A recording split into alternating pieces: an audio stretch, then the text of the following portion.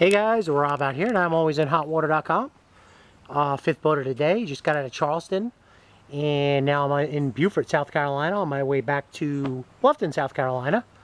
And I got something pretty simple out here for you guys today. We're not going to get into a lot of hoopla. A, because I've been up since 4:30 a.m., and B, it's getting kind of hot, and I am just about pooped. But anyway, what we got out here today is once again a pretty simple situation. It's a 2009 Stumpnocker 170 with an Evinrude E-Tech, 60 horsepower, low hours, super clean. You guys can see the pictures on the site, and I'd probably say that's got to be based on the seller's estimation, you know, 100 hours, give or take. You know, maybe you're 120, maybe you're 80, a couple more, a couple less. But low hour, clean engine, and you know, that's pretty much as best I can get. I don't have a computer printout, so we'll keep that pretty simple. Anyway, 2009 Stumpnocker 170, trailer's in decent shape. You know, a Midwest Shorelander, galvanized, spring axle. I took a look at the springs, they look pretty good. Overall, the exterior of the vessel is exactly in the condition as you would expect for an 09. You're going to have your little bumps, nicks, and bruises. Overall, she's a pretty clean fishing vessel. You know, you're going to have some little bit of nicks and scratches.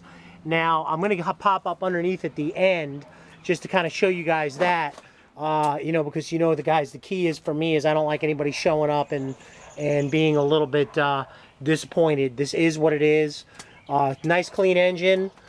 E-Tech 60 2-stroke. There isn't a reserve oil tank, so you're just filling oil up on the tank unless I'm missing it somewhere in here. Overall, keep in mind this is not power steering, this is cable steering. And right down here you can see your access, your bilge pump, and your live well, which are both working. Moving around on starboard side. There is no fishing chair, and there is no GPS on this particular vessel. So you're okay there. You know, most people, where you're going to be out with this particular boat, you wouldn't need that. There is a little cushion for the cooler. It's not really attachable. It's got some, you know, Velcro straps to it for the igloo. And, you know, you got a little bit of, you could use a little bit of cleaning on that, and as well as this, but no rips, no tears. As I move forward up in the center console area, you can see here these cushions. You got a little bit of, you know, this is starting to go out on you. The material's still good, but the stitching is going. So I would just replace it or stitch it up real quick. And this is just giving you access to your tank. 3 rod holders on starboard, 3 rod holders port. And overall, you got rod holders in the back, both port and starboard. Right here's your live well. Right here's your battery. Now, I'd assume this protrusion right here would have been where your cabling would have come out. But as we can see, it's been done right here. And real quick, I did just check. That would be live well pump working. That's bilge pump working. That'd be your nav and anchor. And that might be, oh, stereo. Stereo system is working. That's kind of nice. So overall, pretty simple, not real complicated. Pretty clean up on the deck. Right here, you're going to see some chips and nicks up forward. My guess will be from casting nets or anchors coming in. But overall, that is pretty much it as far as this goes. It's a Stumpnocker, and you know, for a lot of guys, that's all they need to hear. Now, I do want to note, getting up, like I said, the trail is in okay, you know, condition. You know, it's not new as well to the boat. And I do want to note up underneath, so you guys can see. Ooh, I'll let the old guy get underneath. You know, underneath you're pretty good.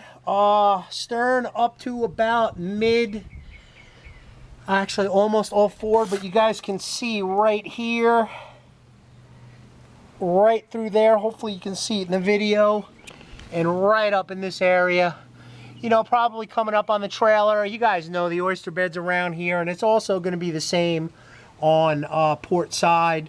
You know, it's had a little bit of repair work done. I don't think you're dealing with anything structural, any kind of structural integrity. Once again, hire your own marine mechanic or surveyor, but just generally oyster beds and everything else. Fact of the matter is, if you're going to use this boat, you're going to get into the skinny where you need to be, and that's going to be the least of it. So at least this particular seller kind of kept up on it to keep it cosmetically clean. So like I said, you got a few little nicks and scratches on the exterior of the vessel. As far as I'm concerned, it's a winter project, some marine techs, and you're good to go.